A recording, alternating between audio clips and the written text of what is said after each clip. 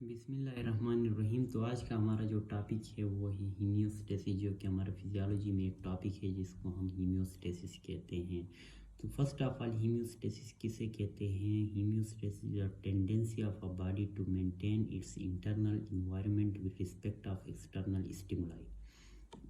हमारे बॉडी का internal environment की मेंटेनेंस, यानी एक्सटर्नल स्टिमुलाई जो भी हो, लेकिन चेंज हो, डिक्रीज़ हो, इंक्रीज़ हो, लेकिन इंटरनल जो इन्वायरमेंट है उसमें कोई चेंज ना आ जाए, उसको एक कांस्टेंट रेट पर चलाने की टेंडेंसी की अमल जो होती है उसको क्या कहते हैं? हीमियोस्टेसिस कहा जाता है।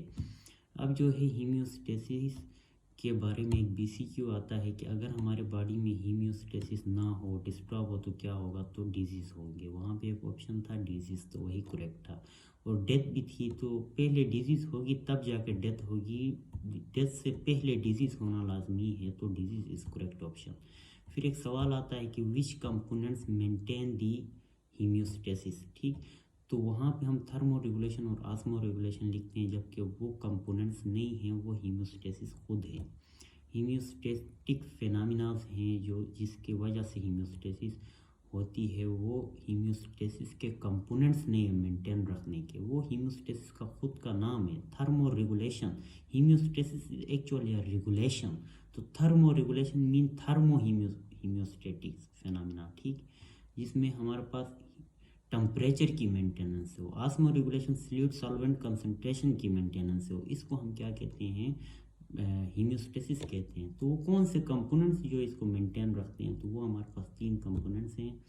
नंबर 1 एक्सटर्नल स्टिमुलाई है, तो डिटेक्ट करने के लिए हमारे पास रिसेप्टर का होना लाजमी है। नंबर 2 उस स्टिमुलाई को, यानी उस स्टिमुलाई को रिसेप्टर रिसीव करेगा, फिर जो है उसको फिल्टर करने के लिए इंटीग्रेटर का होना लाजमी है, जो कि हमारा ब्रेन है। फिर उसके बाद रिस्पॉन्स देने के लिए इफेक्टर का होना लाजमी है, तो जो कि हमारे पास या तो ग्लैंड है या फिर मसल है, ठीक।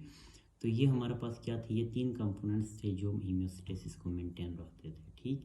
फॉर एग्जांपल टेम्परेचर इंक्रीज हो रहा है बाहर, रिसेप्टर डिटेक्ट करेंगे, सिग्नल जाएगा इंटीग्रेटर को, इंटीग्रेटर सिग्नल भेजेगा हमारे पास स्वीट ग्लैंड्स को, जो कि स्वीटिंग कराएंगे, दैट इज़ हीमियोस्टेसिस, जो कि थर्मो रेगुलेशन हो गई, ठीक।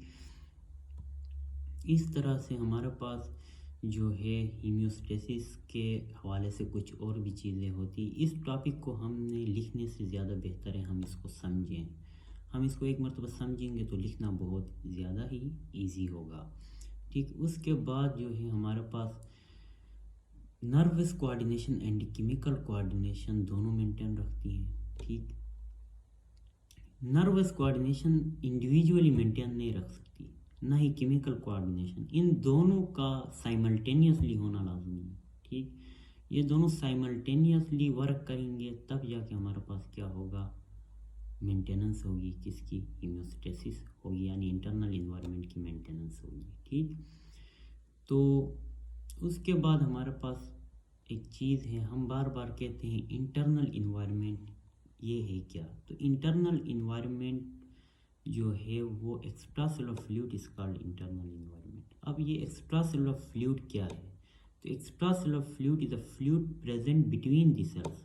एक होता है इंट्रा सेलुलर फ्लूइड जो इनसाइड द सेल, यानी साइटोप्लाज्मिक फ्लूइड। एक होता है एक्स्ट्रा सेलुलर फ्लूइड, यानी कि outside the cell, which is called extracellular fluid, यानी इंटरनल इन्वायरमेंट। और फिजियोलॉजी में इसके लिए लिखा हुआ है एक और वर्ड जिसको माइल्यू इंटीरियर भी कहा जाता है, ठीक।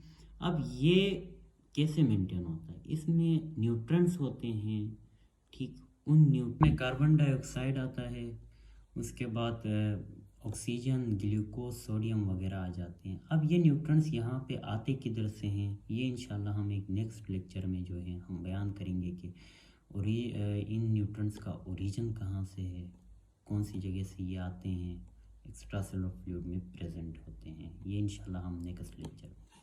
खुदा हाफिज़।